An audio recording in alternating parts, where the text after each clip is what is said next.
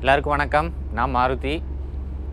போன வீடியோவில் பனாமா கனல் வழியாக வந்த எக்ஸ்பீரியன்ஸை பார்த்துருப்பீங்க. உங்களுக்கு எல்லாத்துக்கும் பிடிச்சிருக்குன்ற நம்பிக்கை இருக்குது. இப்போ வந்து எங்கள் கப்பல் பனாமா கனலை கிராஸ் பண்ணி பசிபிக் பெருங்கடலுக்குள்ளே நுழைஞ்சிருக்கு. இங்கேருந்து நாங்கள் அடுத்து ஜப்பான் போக போகிறோம். பார்த்திங்கன்னா இதுதான் வந்து பசிபிக் பெருங்கடல்.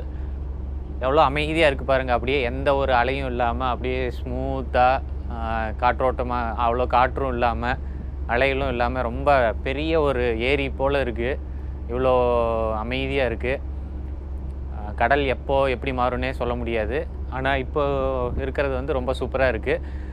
அப்படியே வந்து கூடவே மேகங்களும் இல்லாமல் கிளியராக இருக்கிறதுனால என்னோடய ஃபேவரேட்டான ஒரு டைம் வரப்போகுது. அதுதான் சன்செட் டைம். அதுக்காக தான் வெயிட் பண்ணிகிட்ருக்கேன்.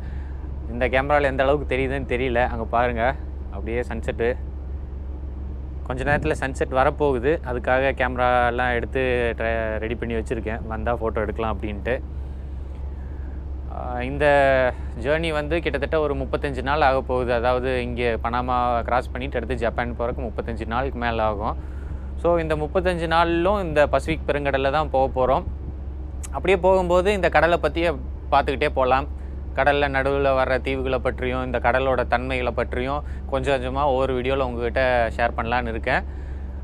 தொடர்ந்து பார்த்து என்ஜாய் பண்ணுங்கள். உங்களுக்கு இந்த அடுத்து சில வர்ற எபிசோடுகள் பிடிச்சிருக்குன்ற நம்பிக்கை இருக்குது. பார்த்து எப்படி இருக்குன்னு சொல்லுங்கள். இன்றைக்கி சன்செட்டு வீடியோ எடுக்கிறேன். நல்லா இருந்ததுன்னா கண்டிப்பாக போஸ்ட் பண்ணுறேன். அதையும் பார்த்து என்ஜாய் பண்ணுங்கள்.